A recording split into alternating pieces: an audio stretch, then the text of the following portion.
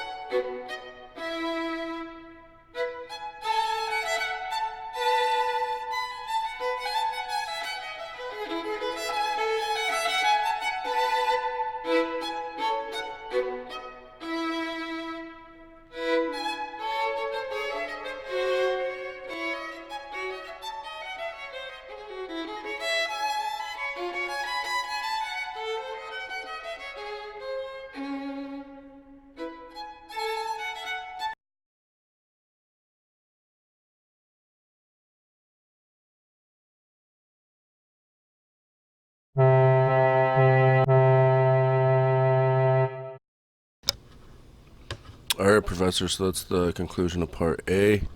Here's part B with just pressing 2.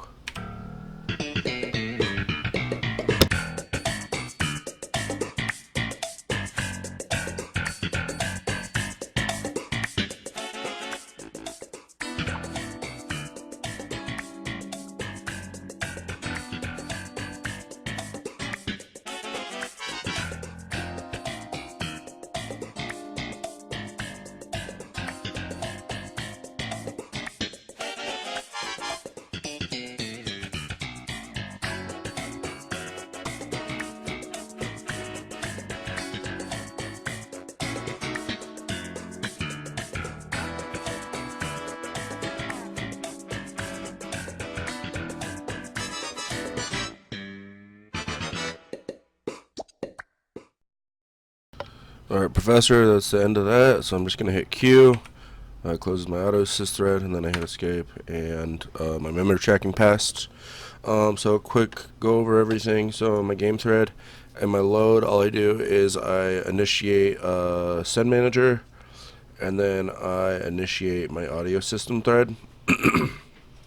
My audio system thread initializes my audio system, my callback manager, and then it goes into this loop. Every 5 milliseconds it checks to see if there's something to pop. I haven't completely gotten my my command system to work yet, so it's not implemented. The only thing that's going through the queue as of right now is the start sound, because that's just putting the voice enum in. And then I made this enum that says kill voice, which is what closes this thread, so I still have to get that working. So, and then here I just have a spun a thread for MS demo 1. I used the PA4 thread again. I made some slight adjustments to it for the part 2, and then my Q to initiate the kill command. So my MS1 demo is pretty straightforward. Here I'm just creating my waves. Currently, I have my callback taking an array of sound enums. So you can just load all these. These are just no sounds.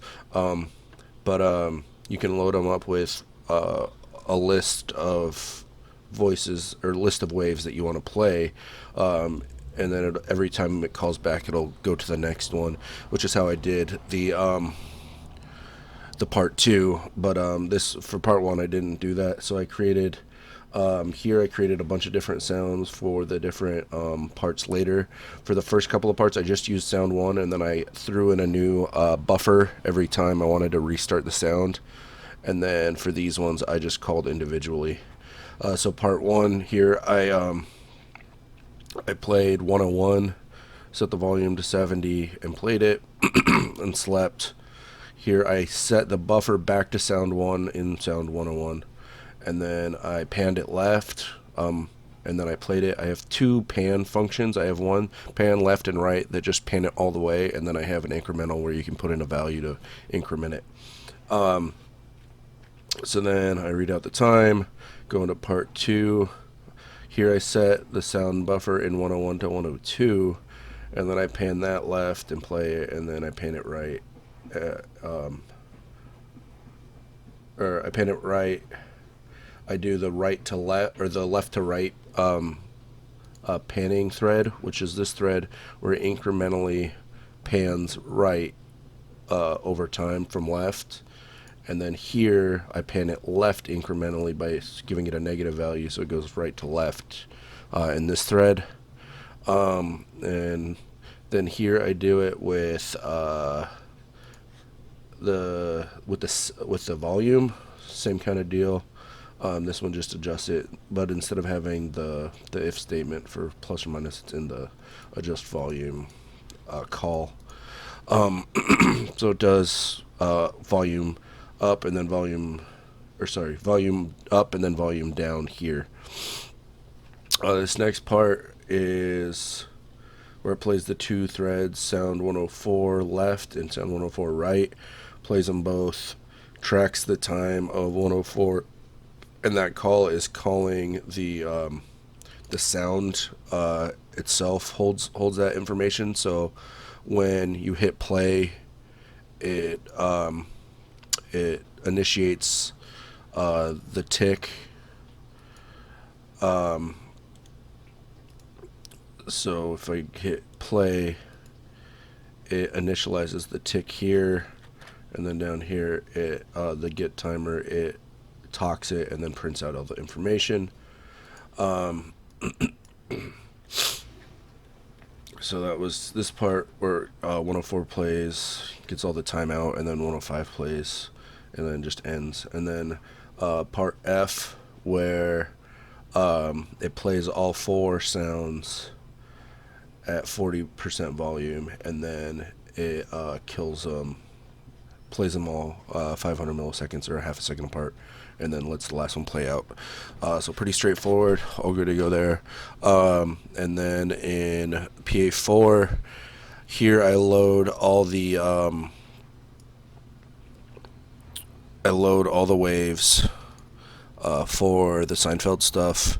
I stuff them all into this array and then feed that into the callback. So the callback, it gets this sound enums array, and then on callback it just iterates, it counts through them and goes to the next one each time. And so all it does is it plays, and then it adjusts the pan right and pan left and does timers. So that's all this thread does. And then I made it so that in the callback it prints out the callback stitched, and then there's this is what's printing out which of the enums. It's passing in the actual enum that it's